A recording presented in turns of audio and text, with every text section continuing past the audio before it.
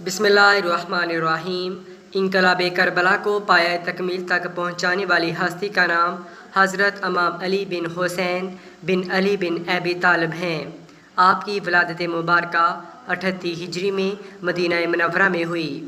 آپ کے والد ماجد سیدنا امام حسین اپنے والد گرام شیر خدا حضرت علی المرتضیٰ سے بے حد محبت کے باعث اپنے تمام بیٹوں کا نام علی ہی رکھا۔ عبادت کی کثرت کی وجہ سے آپ کا لقب سجاد، زین العابدین، سید العابدین اور امین تھا۔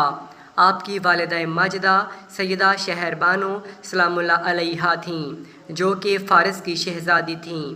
2 سال تک حضرت امام زین العابدین نے اپنے دادا شیر خدا حضرت علی کی گود میں پرورش پائی۔ پھر 10 سال تک اپنے تایا حضرت امام حسن کے زیر سایہ رہے، اور پھر تقریباً 11 سال تک کربلا کے واقعہ سے پہلے تک آپ نے اپنے بابا جان حضرت امام حسین سے فیض حاصل کیا۔ دوستو، ایک دفعہ خود سوچیں، جس کے استاد ایسے ہوں وہ شاگرد بھی تو انمول ہی ہوگا نا۔ آپ جب بھی وضو کرتے تو خوف کے مارے آپ کا چہرہ زرد ہو جاتا۔ جب کوئی اس کا سبب پوچھتا تو آپ کہتے، تمہیں پتہ ہے کہ میں کس کے سامنے کھڑا ہونے جا رہا ہوں؟ واقعہ کربلا تاریخ اسلام ہی نہیں بلکہ تاریخ عالم کا بھی دردناک سانحہ ہے۔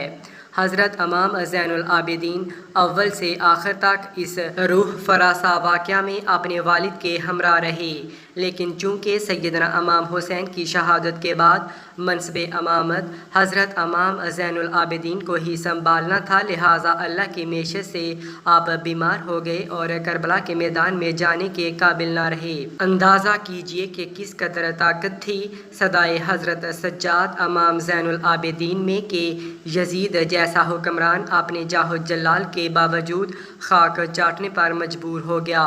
جب حضرت امام زین العابدین خاندان رسالت کی باعصمت و خواتین کے ہمراہ دربار یزید میں داخل کیے گئے تو آپ نے اپنے نانا جان کی طرح شیریں زبان میں نہایت فصاحت و بلاغت کے ساتھ خطبہ ارشاد فرمایا، اپنے خاندان کا تعارف کروایا اور نواسہ رسول امام حسین کی عظمت بیان کی تو یزید کے درباری اور حضرت امام حسین کی شہادت سے ناآشنا افراد دھاڑے مار کر رونے لگے اور ان کی آوازیں بے ساختہ بلند ہونے لگیں۔ یہ حال دیکھ کر یزید گھبرا اٹھا کہ کہیں کوئی فتنہ نہ کھڑا ہو جائے۔ اس نے اس کے رد عمل میں فوراً مؤذن کو حکم دیا کہ اذان شروع کر دو تاکہ امام زین العابدین کا خطبہ منقطع ہو جائے۔ کربلا واقعہ کے بعد امام زین العابدین 34 سال حیات رہے، لیکن آپ نے کربلا کی یاد کو ہمیشہ تازہ رکھا۔ آپ جب بھی پانی پیتے تو اپنے والد گرام کو یاد کرتے اور بہت دیر تک آنسو بہاتے رہتے۔ اس حوالے سے امام جعفر صادق سے منقول ہے کہ حضرت زین العابدین دن کو روزہ رکھتے اور رات کو عبادت کرتے۔ افطار کے وقت جب بھی آپ کو کھانا اور پانی دیا جاتا تو آپ فرماتے، فرزند رسول صلی اللہ علیہ وآلہ وسلم بھوکے مارے گئے، ان کو پیاسا رکھا گیا۔ یہی بات مسلسل دہراتے یہاں تک کہ آپ کے اشک آپ کی غذا میں گل مل جاتے تھے۔ واقعہ کربلا کے بعد آپ کے زمانے میں مختلف تحریکیں چلیں۔ واقعہ ہرا وقوع پذیر، جس میں یزید کی فوج نے مدینے پر حملہ کیا کیونکہ انہوں نے یزید کی بیعت توڑ دی تھی، لیکن اس جنگ کے متعلق آپ کی رائے کچھ سازگار نہ تھی، اس لیے امام زین العابدین اپنے خاندان کے ہمراہ مدینہ سے باہر رہے۔ اس کے بعد توابین اور مختار سقفی کا قیام پذیر ہوا، لیکن جب بھی انہوں نے امام سجاد زین العابدین سے رابطہ کیا تو آپ نے خیر مقدم نہ کیا۔ امام زین العابدین اخلاق محمدی کی عملی تصویر تھے۔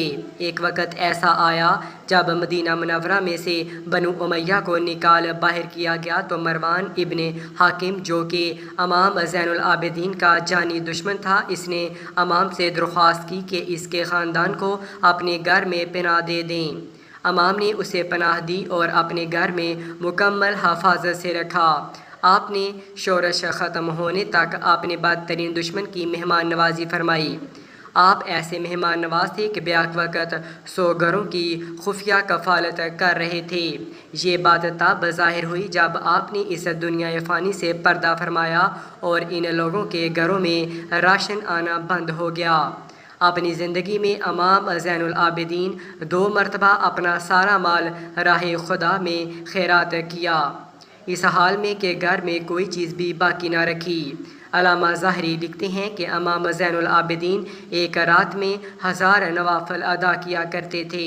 امام مالک لکھتے ہیں کہ ایک دفعہ امام زین العابدین عبادت میں مشغول تھے کہ شیطان اژدہے کی شکل میں آیا اور آپ کے پاؤں مبارک کے انگوٹھے کو کاٹنے لگا، لیکن آپ ایسے مشغول عبادت تھے کہ آپ کا دھیان عبادت سے نہ ہٹ سکا، اس لیے آپ شیطان کے اس عمل سے بالکل متاثر نہ ہوئے اور آخرکار شیطان عاجز آ گیا۔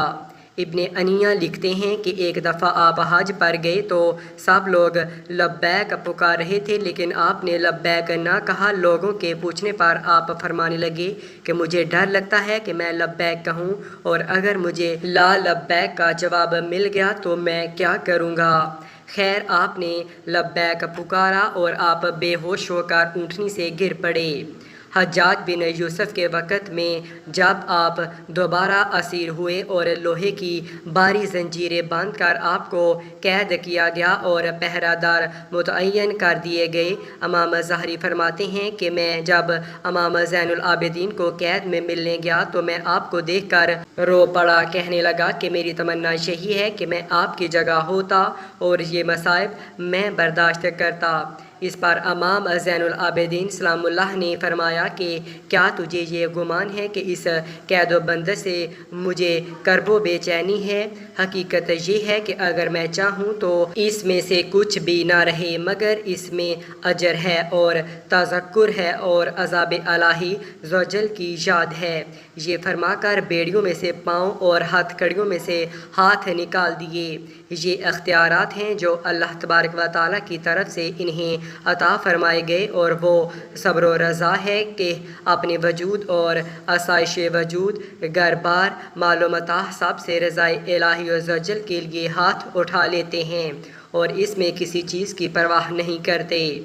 امام زین العابدین اگرچہ گوشہ نشینی کی زندگی بسر کر رہے تھے، لیکن آپ کے روحانی اقتدار کی وجہ سے بادشاہ وقت نے آپ کو قید بند کرنے کے بعد زہر دینے کا پروگرام بنایا۔ چنانچہ اندلس، سندھ اور وسط ایشیا علاقے فتح کرنے والے ولید بن عبد الملک 58 برس کی عمر میں جناب امام زین العابدین کو زہر دے دیا، جس کی وجہ سے آپ نے 25 محرم الحرام 95 ہجری جام شہادت نوش کیا۔ آپ کی نماز جنازہ آپ کے بیٹے امام محمد باقر نے ادا کی اور آپ کو جنت البقیع میں آپ کے تایا جان حضرت امام حسن اور دادی جان حضرت بی بی فاطمہ سلام اللہ علیہا کے پہلو میں دفن کر دیا گیا۔ اللہ تعالیٰ ان کے ظاہری و باطنی برکات سے مسلمانوں کو فیض یاب فرمائے اور ان کے اخلاص مندانہ قربانیوں کی برکت سے اسلام کو ہمیشہ مظفر و منصور رکھے۔ اللہ ان کامل ہستیوں کے صدقے امت رسول صلی اللہ علیہ وآلہ وسلم پر رحم فرمائے اور ہماری اجتماع و انفرادی مشکلات آسان فرمائے۔ کمنٹ سیکشن میں آمین لکھنا مت بھولیے گا۔ شکریہ۔